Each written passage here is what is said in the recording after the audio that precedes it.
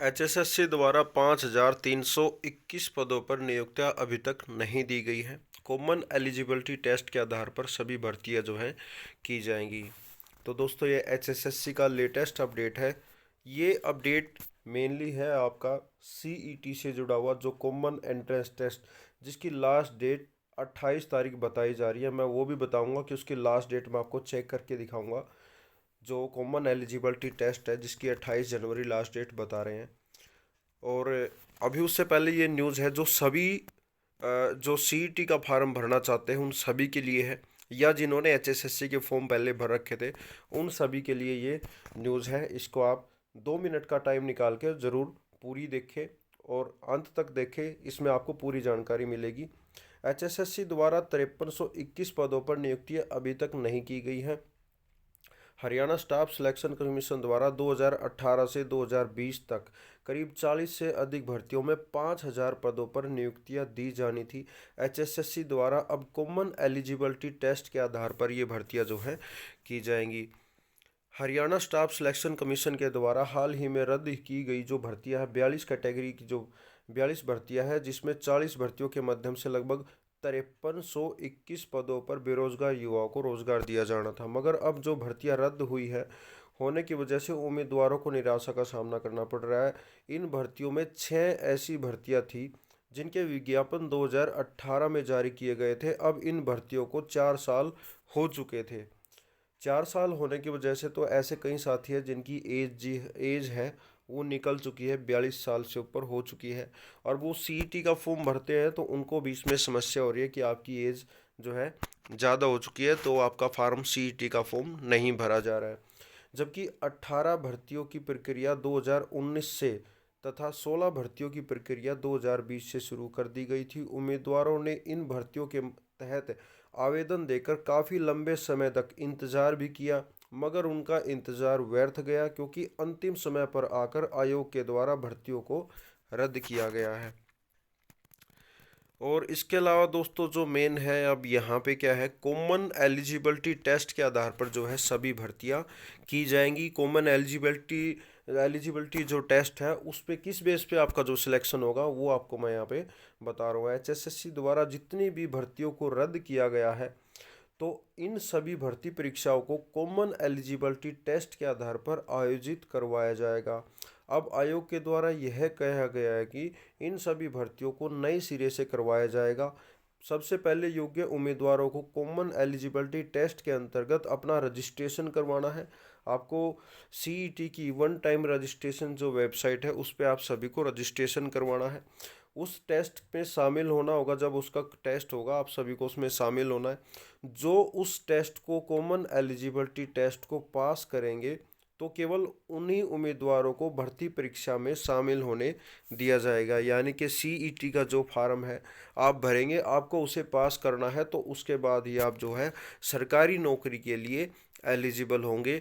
और ये सीईटी आपका जो है ग्रुप सी और डी की जितनी भी वैकेंसियां हैं सभी के लिए जो है आपका एलिजिबल माना जाएगा। उसके बेस पे ही आपको जो है आगे फॉर्म भरने की जो है या भर्ती में प्रोसेस करवाने की जो है इजाज़त होगी। आयोग के द्वारा यह भी सूचना दी गई थी कि अब भविष्य में जितनी भी भर्तियां होंगी उन भर्तियों से पहले उम्मीदवार को कॉमन एलिजिबिलिटी टेस्ट पास करना होगा, तभी वह भर्ती परीक्षाओं में शामिल हो सकेंगे। हरियाणा स्टाफ सिलेक्शन के चेयरमैन भोपा भूपेंद्र सिंह खत्री नहीं भोपाल सिंह खत्री है, यहाँ पे ये टाइपिंग मिस्टेक है, या जिसने भी ये न्यूज़ यहाँ पे अपडेट किया वेबसाइट पे तो वहाँ पे कोई क्लैरिकल मिस्टेक है। स्टाफ सिलेक्शन कमीशन के चेयरमैन भोपाल सिंह खत्री ने यह भी जानकारी दी कि अब सभी भर्तियों को नए सिरे से आयोजित करवाया जाएगा। जल्द ही सभी उम्मीदवारों की फीस भी रिफंड की जाएगी। फीस रिफंड करने से संबंधित नोटिफिकेशन भी ऑफिशियल वेबसाइट पर जल्द ही जारी किया जाएगा। यानी कि एचएसएससी की जो भी भर्तियां आपकी हुई है पिछले 3-4 साल में, जो भी भर्ती आपकी कैंसिल हुई है, सभी की फ़ीस रिफ़ंड का एक वेबसाइट पे जल्द ही नोटिफिकेशन अपलोड किया जाएगा। तो इसके अलावा दोस्तों फीस रिफंड आने के लिए कैंडिडेट को जैसी प्रोसेस बताई जाएगी उन्हें बिल्कुल वैसे ही करना होगा। उम्मीदवारों को एचएसएससी की ऑफिशियल वेबसाइट से भी जुड़े रहना होगा ताकि फीस रिफंड से संबंधित ऑफिशियल नोटिफिकेशन जारी होने पर उन्हें तुरंत सूचना मिल सके। ओके, तो दोस्तों ये बिल्कुल सही है। अगर फीस जिस खाते में रिफ़ंड करनी है उसकी डिटेल इन सभी को यहाँ पे जो है अपडेट करवानी होगी। कोई ना कोई ऑप्शन दिया जाना चाहिए ताकि सभी की फ़ीस उसके डायरेक्ट अकाउंट में रिफ़ंड हो, या मोबाइल नंबर से लिंक कोई अकाउंट का ऑप्शन दिया जाए कि मोबाइल नंबर डाले तो वो गूगल पे या फ़ोन पे की तरह आपके डायरेक्ट अकाउंट में आए। अगर डायरेक्ट वो उसी बैंक में रिफ़ंड करेंगे जिस अकाउंट से फ़ीस भरी गई है, तो उसके बेस पे तो हम साइबर कैफ़े वालों के पास काफ़ी पैसे आ जाएंगे, लेकिन ऐसा नहीं होना चाहिए। मैं खुद इसके खिलाफ रहूँगा। तो जितने भी साथी हैं जिन्होंने मुझसे भी फॉर्म भरवाए हैं, मैं तो सभी से भाई यही कहूँगा कि डायरेक्ट वेबसाइट पे आप अपडेट रहें। कोई भी ऑप्शन आए तो उसमें अपनी जो है फ़ीस रिफ़ंड का ऑप्शन जो है तुरंत अपडेट कर दे, क्योंकि किसी फॉर्म में तो 20 रुपये की फ़ीस है, किसी में 13 रुपये की, किसी में 100 रुपये की फ़ीस है। तो सभी का अलग अलग स्टेटस है। कोई इसमें कन्फ्यूज़न ऐसी बन जाएगी, कोई पहचान ही नहीं पाएगा किसकी फ़ीस किसकी कब है कैसे है, कुछ समझ में नहीं आएगा।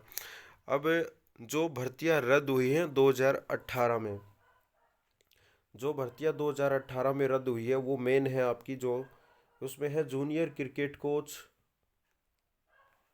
Canoeing junior coach, junior tennis coach, junior rowing coach, Ayurveda dispenser, fire operator व ड्राइवर। ये मेन वैकेंसी है। यहाँ पे इनकी जो है टोटल वैकेंसी जो दी गई है वो यहाँ पे है।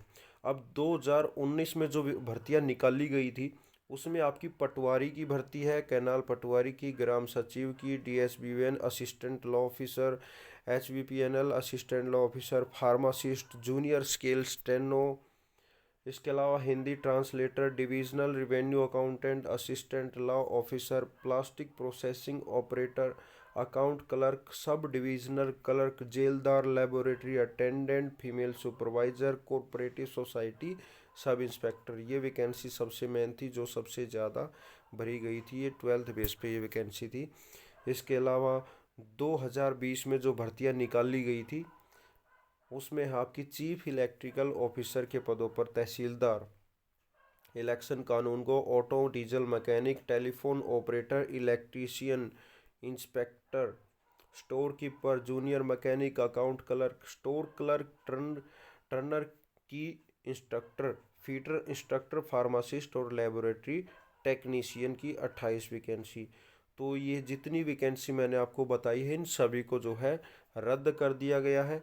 अब इनकी जो फीस रिफ़ंड होगी उसका वेबसाइट पे नोटिस अपडेट किया जाएगा। इसके अलावा दोस्तों, जो जो साथी हैं जिनकी एज 42 साल पूरी हो चुकी है, अब वो सीईटी का फार्म भी नहीं भर पा रहे हैं, तो उनके लिए एक अपडेट ये रहेगा कि वेबसाइट पे कोई ना कोई ऑप्शन जो है इस पे दिया जाएगा। पहले भी जो है इसके बारे में न्यूज़ एचएसएससी की तरफ से दी गई थी कि जो साथी हैं जिनकी डेट जो है 42 साल की जो उम्र है उनकी पूरी हो चुकी है, लेकिन अब वो जो है फॉर्म नहीं भर पा रहे हैं, तो उनके लिए अलग से ऑप्शन वेबसाइट पे अब जल्द ही जल्द इसका जो है अपडेट किया जाएगा। तो अब दोस्तों जो वन टाइम रजिस्ट्रेशन है, हरियाणा की वेबसाइट है जहाँ पे आपका कॉमन एलिजिबिलिटी टेस्ट के लिए रजिस्ट्रेशन हो रहा है।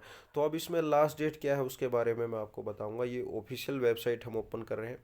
तो यहाँ पे लास्ट डेट का क्या है, कुछ साथी बोल रहे हैं जो 28 जनवरी तक है जो इसकी लास्ट डेट है, लेकिन यहाँ पर जब ऑफिशियल वेबसाइट आप ओपन करते हैं वन टाइम रजिस्ट्रेशन हरियाणा.gov.in से, ये last date for the registration has been extended till further order. तो अभी इसका लास्ट डेट का कोई ऑप्शन नहीं है। तो जो साथी अपना फार्म भरवाना चाहते हैं जो एलिजिबल है वो इस फार्म को ज़रूर भरें। ग्रुप सी और डी से रिलेटेड जितनी भी वैकेंसियाँ हैं उन सभी के लिए आपको ये रजिस्ट्रेशन करवाना ज़रूरी है। इसके बेस पे ही आपका जो है आगे टेस्ट होगा और उसके बेस पे आगे जो है अगला प्रोसेस आपका होगा। ये रजिस्ट्रेशन आपका पिछले साल 2021 में जनवरी माह से स्टार्ट किया गया था। अब 2022 का जनवरी माह है, वो भी ख़त्म होने वाला है। तो ये रजिस्ट्रेशन अभी करीब 1 महीना और चल सकता है, फरवरी माह तक आपका ज़रूर चलेगा, क्योंकि इसके जो एग्ज़ाम है आपके अप्रैल मई के आसपास ही होंगे।